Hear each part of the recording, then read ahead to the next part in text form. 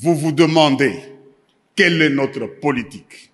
Je veux le dire ici. C'est faire la guerre par mer, par terre et par air, de toutes nos forces et avec toute la force que Dieu peut nous donner, de faire la guerre contre la tyrannie monstrueuse, jamais surpassée dans le sombre et lamentable catalogue du crime. Vous vous demandez quelle est notre politique? Je dis que c'est faire la guerre par la mer, sur terre et dans les airs avec toute notre puissance et avec toute la force que Dieu pourra nous donner. Notre politique, c'est faire la guerre contre une monstrueuse tyrannie, jusqu'alors inégalée dans le sombre et lamentable catalogue des crimes. Les rebelles du M23, soutenus par le Rwanda ayant pris la plus grande ville de l'Est du Congo, ont annoncé jeudi leur intention de poursuivre leur combat vers la capitale Kinshasa. Cette déclaration intervient peu après l'appel du président congolais Félix Tshisekedi à une mobilisation militaire massive pour contrer la rébellion. Notre objectif est le Congo. Nous luttons pour le Congo. Nous ne luttons pas pour les minerais. Nous ne luttons pour rien d'autre. Vous parlez de la balkanisation. Ce n'est pas un mot qui mérite d'être noté dans notre lutte.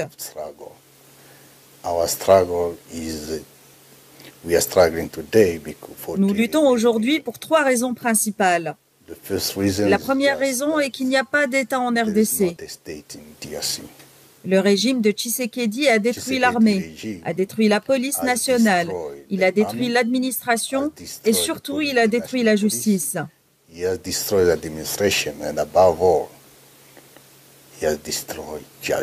Corneille Nangaa, le chef de file de l'AFC M23, n'a pas indiqué comment les rebelles envisageaient d'avancer vers la capitale, située à plus de 1500 km. J'encourage Tshisekedi à continuer à se battre, mais nous allons le combattre jusqu'à ce que nous arrivions à Kinshasa.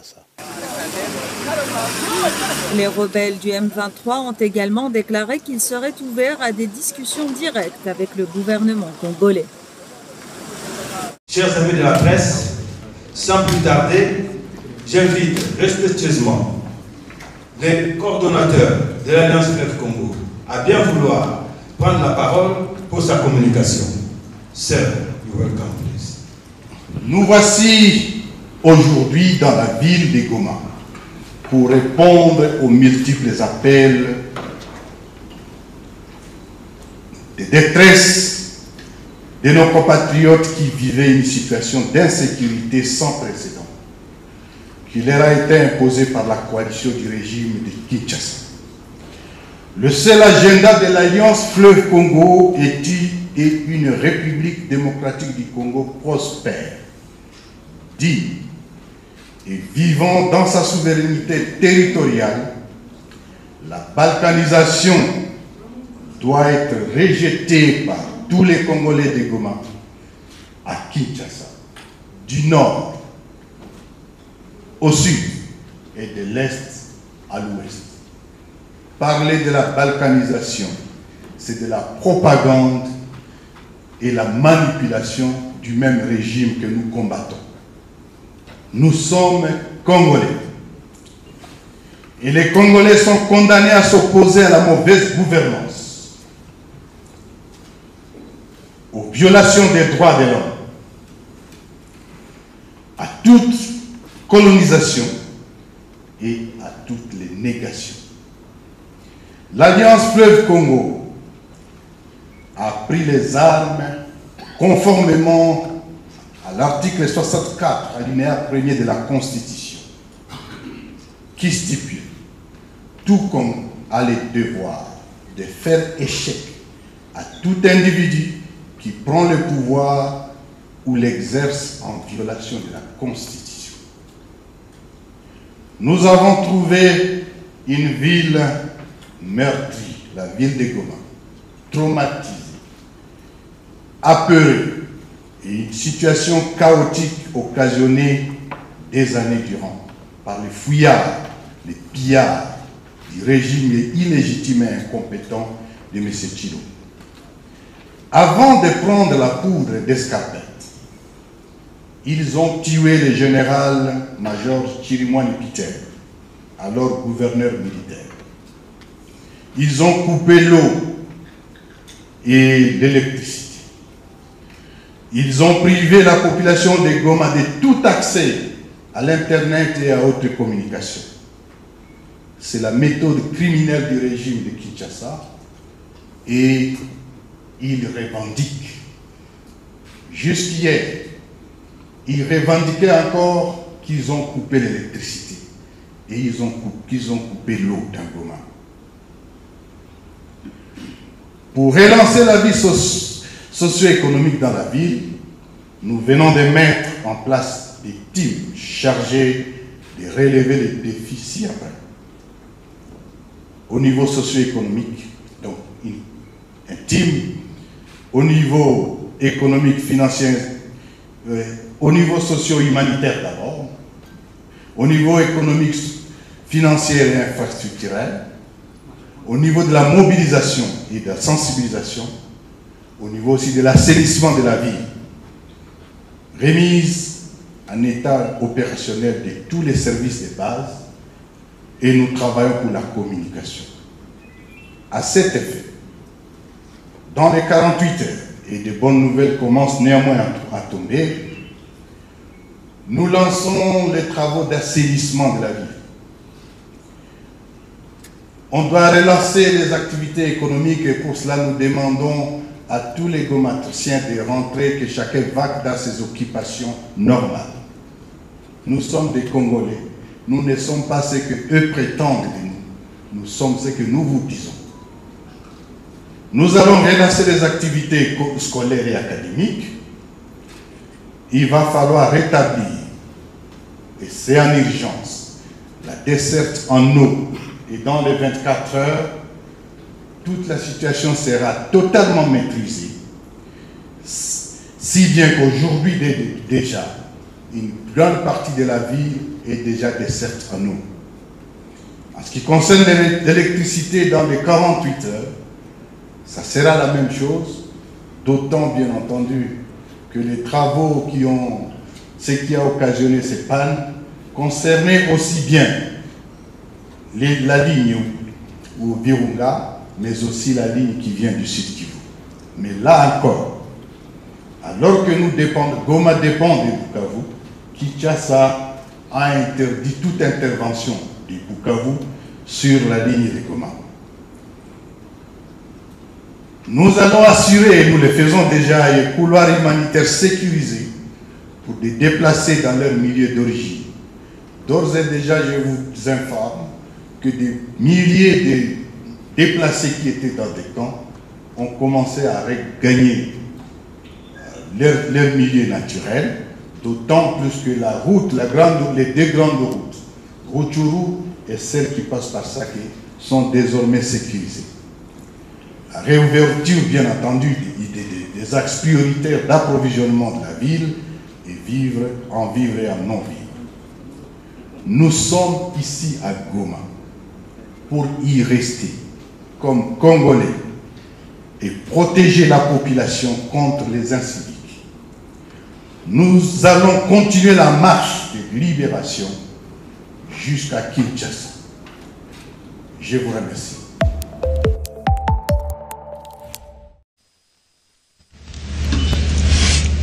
Mes très chers compatriotes, en ces instants critiques pour notre nation, je m'adresse à vous avec la gravité et la solennité qu'impose la situation. L'Est de notre pays, en particulier les provinces du Nord Kivu, du Sud Kivu et de l'Ituri, fait face à une aggravation sans précédent de la situation sécuritaire. Les forces de défense du Rwanda, en soutien de leurs marionnettes du M23, poursuivent leur entreprise terroriste sur notre territoire, semant la terreur et la désolation parmi nos populations. Je partage avec vous la douleur et l'indignation face à ces attaques barbares. Ces actes ne sont pas seulement une attaque contre la République, mais une offense à l'histoire et à la dignité de notre peuple. En ces moments difficiles, je vous appelle à la résilience et surtout à la résistance. Face à cette situation, permettez-moi de vous rassurer. Une riposte vigoureuse et coordonnée contre ces terroristes et leurs parrains est en cours. Nos vaillantes forces armées de la République démocratique du Congo, symboles de courage et de patriotisme, sont pleinement mobilisées, prêtes à défendre chaque centimètre de notre territoire. J'ai personnellement convoqué et présidé des réunions de crise avec une équipe restreinte du gouvernement, le haut commandement militaire ainsi qu'une réunion interinstitutionnelle afin d'évaluer les récents développements de la situation et de lever les options pour repousser les agresseurs et reconquérir chaque parcelle de notre territoire. À cet effet, j'ai nommé ce 28 janvier le général-major Évariste Somo Kakule au poste de gouverneur militaire du Nord Kivu pour renforcer la coordination des opérations militaires et restaurer l'autorité de l'État. Parallèlement, nous avons engagé d'importantes démarches diplomatiques, notamment au sein du Conseil de sécurité des Nations Unies, ainsi que dans le cadre du processus de paix de Luanda, auquel nous restons pleinement engagés malgré les obstacles. Nous privilégions la voie du dialogue, mais toujours avec lucidité, tout en restant fermement résolus à défendre notre territoire et notre souveraineté par tous les moyens nécessaires. Mais ce combat n'est pas seulement celui des FARDC. C'est le combat de tout un peuple, le combat de notre identité congolaise, afin de léguer aux générations futures un pays prospère et en paix. À tous nos compatriotes, dans chaque province, chaque ville, chaque territoire et chaque village, ainsi que ceux de la diaspora, sans distinction d'appartenance ethnique ou politique, unissons nos efforts. Apportons un soutien indéfectible, moral et matériel à nos vaillants soldats. Mobilisons-nous comme un seul homme pour défendre notre souveraineté et sauvegarder notre intégrité territoriale. Je suis pleinement conscient des souffrances de nos compatriotes qui fuient les hostilités. Le gouvernement est instruit d'activer le plan d'urgence humanitaire pour venir en aide aux déplacés. À vous, habitants de Goma et des environs, je ressens profondément votre douleur qui est aussi la mienne. Elle traverse nos cœurs et nos âmes en tant que fils et filles d'une même patrie. Mais face à cette épreuve, je vous exhorte à puiser dans cette force intérieure qui fait la grandeur du peuple congolais.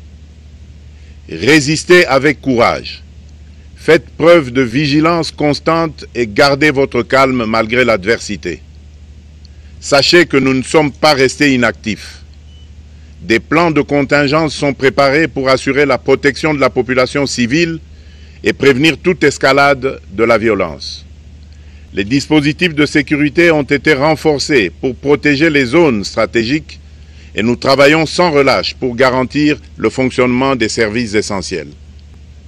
Je tiens à rendre un hommage solennel à tous ceux qui ont payé le prix ultime dans cette lutte pour notre dignité et notre souveraineté. J'ai une pensée pieuse pour le général-major Peter Chirimwami, gouverneur militaire du Nord Kivu, tombé les armes à la main. Je m'incline avec respect devant la mémoire de tous nos militaires et de tous les Wazalendo tombés sur le champ d'honneur. Je pense aussi aux soldats de la mission de la communauté de développement d'Afrique australe, la SAMI d'IRC, qui combattent à nos côtés, aux casques bleus de la MONUSCO, qui ont sacrifié leur vie pour la paix, ainsi qu'aux innombrables civils victimes de la barbarie ennemie. Leur courage et leur sacrifice ne seront jamais oubliés. Et nous portons leur flambeau avec la ferme détermination d'achever leur noble combat. Je voudrais ici interpeller directement la communauté internationale et l'Union africaine. Le Rwanda continue de violer ouvertement et sans scrupule les principes fondamentaux de la Charte des Nations Unies ainsi que les accords régionaux. Pire, ces agissements se déroulent dans une impunité totale et ce, avec un mépris manifeste des règles internationales et des valeurs que ces institutions sont censées défendre. Cette attitude arrogante, qui ne cherche même plus à masquer ses forfaits, est une provocation inacceptable à l'égard de notre souveraineté et de la stabilité régionale. La présence de milliers de soldats rwandais sur notre sol, leur soutien politique, logistique et militaire à leur pantin du M23, ainsi que leur implication dans l'exploitation illégale de nos ressources naturelles, nous conduisent tout droit à une escalade aux conséquences imprévisibles, mettant en danger toute la région des Grands Lacs. Votre silence et votre inaction face à la barbarie du régime de Kigali et aux atrocités perpétrées par ses supplétifs sur notre territoire constituent un affront non seulement à la République démocratique du Congo, mais également aux valeurs universelles de justice et de paix. Le peuple congolais prend acte de cette passivité qui frôle la complicité. Soyez sûrs d'une chose, la République démocratique du Congo ne se laissera pas humilier ni écraser. Nous nous battrons et nous triompherons. Congolaises et Congolais, l'heure est certainement grave, mais notre détermination est encore plus inébranlable. Ce moment critique nous offre l'opportunité de montrer au monde ce qui fait notre force, c'est-à-dire notre unité sans laquelle tous nos efforts seraient vains. Je vous appelle à être vigilants, mais à ne pas céder à la haine, aux divisions ou à la violence.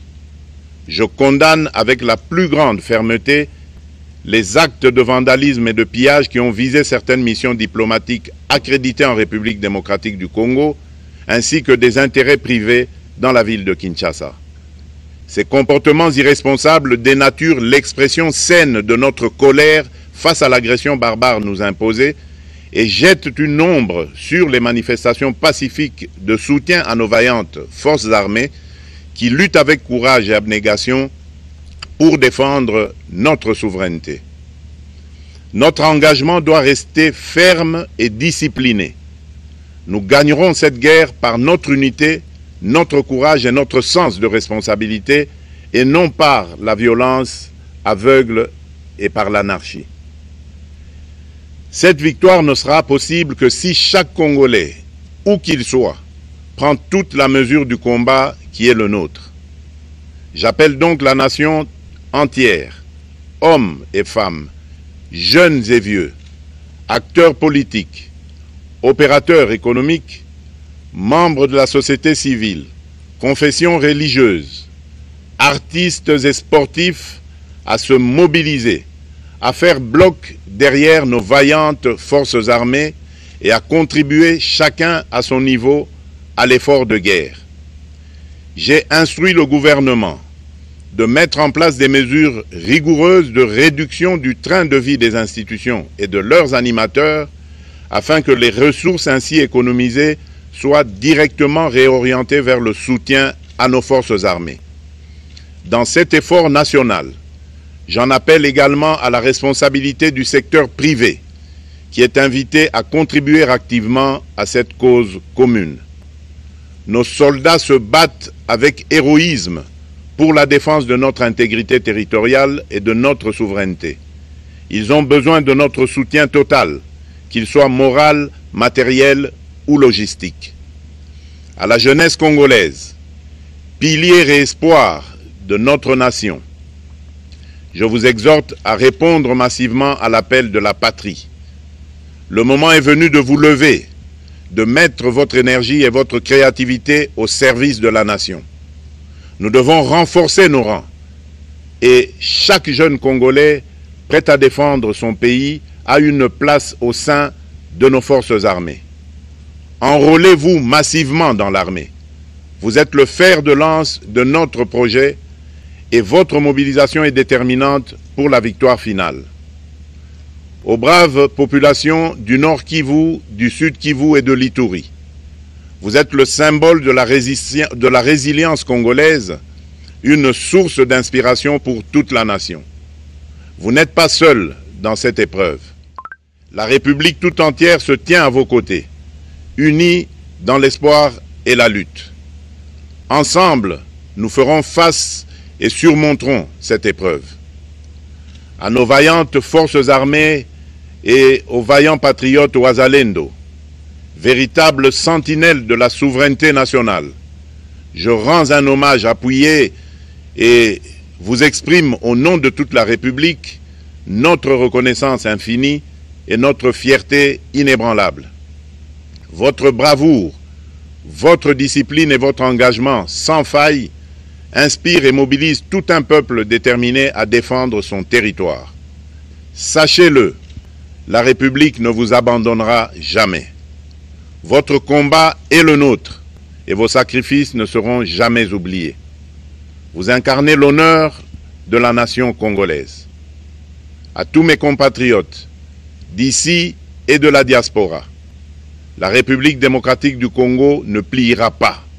La République démocratique du Congo ne reculera pas. Je ne vous abandonnerai jamais. J'en fais ici le serment. Le soleil n'a pas cessé de briller sur notre patrie. Ensemble, main dans la main, nous surmonterons cette tempête et nous ouvrirons une ère nouvelle de paix et de prospérité pour les générations futures. Que Dieu bénisse la République démocratique du Congo et son peuple. Je vous remercie.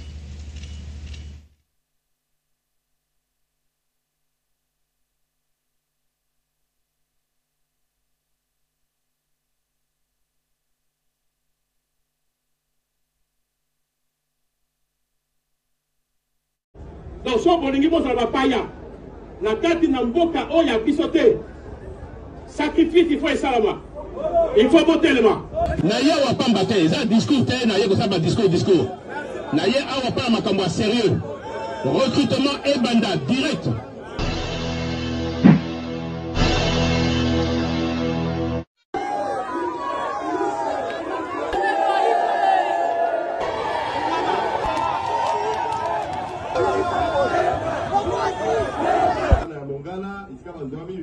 Basoda na biso enalingi na rendre hommage na basoda na biso. Tozo bunda contre nani? Contre ba Congolais te? Tozo bunda contre ba force rwandaise. Depuis 5 ans na Tongo. Na Goma, na territoire ya biso ya RDC Goma. Force rwandaise et Koti. Banda lobby na Tongo lisusu. Na ba blindé, na ba char. Rwanda alingi anyoko la lisusu biso pona ko botela mabele na biso. Oyo boyeba bino bakumu mboka. Oyo ezali makambo ya mabele. Zamba pesa Congo na ba Congolais, Rwanda na ba Rwandais, Uganda na ba Ugandais. Et na ABC na bandeko nyonso. Ozali awa soki bolingi te tozonga. Boumbu ya ba Rwandais awa. Il faut, c'est qu'on appelle ça, message de Mokonzi Mboka. Il faut bana nyonso. Ya lisala. Na loke ne pe ko pesa message na bumba, mais boti na pe message à bande ko bazali na bonga nanga. Ti na binga akula. Il faut botelema. Bana à partir de 18 ans parce que na c'est ça ma carte de constitution et puis kisango. À partir il y a 18 ans ko keniti na likolo. Il faut botelema. Soki bolingi liberté, tous à la libre et à Kotambola, Congo Mobimba. Et Sengeli, sacrifice et salama. Lelo, tous à la soda na biso na kokumi sabango. Bazako bunda sikoy na Goma. Para ko battre la population, ko battre la intégrité territoriale. Bazali ko sala sacrifice suprême, bamtu bakufi na yebi bango. Bana oyo zamboka na bino. Autre kotika na bino. Donc, si vous voulez que paya, na kati na mboka oya bisote, sacrifice il faut esalama. Il faut botelema. Il faut totelema. Bolangi. Gai Awa, Soko Boebi histoire te. Awa na Lisala, le 23 février 1998. Boebi est le cas qui Awa na l'aéroport. Boebi en gros. Soit qui est à Kansam Bété, mais mon collègue n'a pas fait Awa na l'aéroport. Donga la défense. Ça va.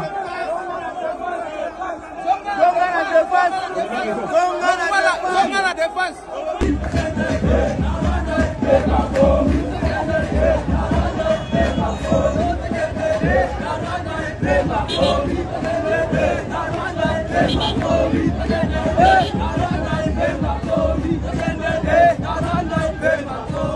Naye wa pamba te, ça discours te, naye ko ça ba discours.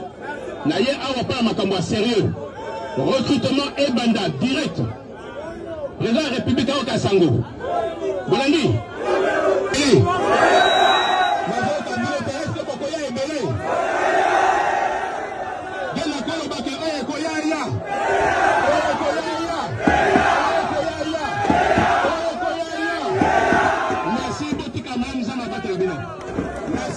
République démocratique du Congo. Le pays est déstabilisé depuis plusieurs jours par l'avancée des rebelles du M23. Ils ont conquis la grande ville de Goma, dans l'est du pays, avec l'aide des forces armées rwandaises. Et les rebelles ne veulent pas s'arrêter là. Ils disent vouloir aller jusqu'à Kinshasa, la capitale de la RDC. Cosimo Franze et Benoît Feit. Désormais sous contrôle du M23, les habitants de Goma ont commencé à reprendre un semblant de vie normale ce matin, au milieu des vestiges des combats. Un chaos que les nouveaux maîtres des lieux ont promis de régler rapidement avant de reprendre leurs opérations militaires, vers la capitale cette fois. Nous sommes ici à Goma pour y rester comme Congolais et protéger la population contre les incidents. Nous allons continuer la marche de libération jusqu'à Kinshasa. Alors qu'à Goma, le porte-parole des rebelles joue les libérateurs sous le regard des caméras, le gouvernement de Kinshasa tente, lui, de mobiliser l'opinion publique pour soutenir l'armée en organisant une collecte de sang à laquelle même la première ministre a participé. Un geste pour appuyer la parole du président qui a promis hier une reconquête des territoires perdus ces derniers jours. Une riposte vigoureuse et coordonnée contre ces terroristes et leurs parrains est en cours. Nos vaillantes forces armées de la République démocratique du Congo, symboles de courage et de patriotisme, sont pleinement mobilisées, prêtes à défendre chaque centimètre de notre territoire. Une déclaration qui doit encore se confirmer sur le champ de bataille, alors que le M23 revendique déjà la prise de nouveaux territoires à l'est du pays.